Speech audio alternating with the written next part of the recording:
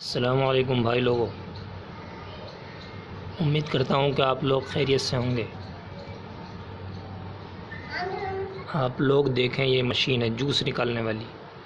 ये मशीन बहुत अच्छी होती है छोटे परिवार के लिए। घर में एक लाकर रख ली जाए तो इससे बहुत सारे जूस निकाले जा सकते हैं। इसके अंदर डाला जाता है और डालने के बाद इसको दबाया जाता है और इसको ऐसे चलाया जाता है। इसको चलाते हैं, गूदा इधर से निकलता है और जूस इसमें गिरता है। ये बहुत अच्छी मशीन है छोटे परिवार के लिए। इससे कई तरह के जूस निकल जाते हैं, जैसे कि मौसमी, अनार, संतरा, तरबूज और बहुत सारे अनानास, अंगूर, इन सब का जूस इसके ज़रिए से आराम से निकाल सकते हैं। ये देखें आप, मशीन कितनी शानदार मशीन है ये।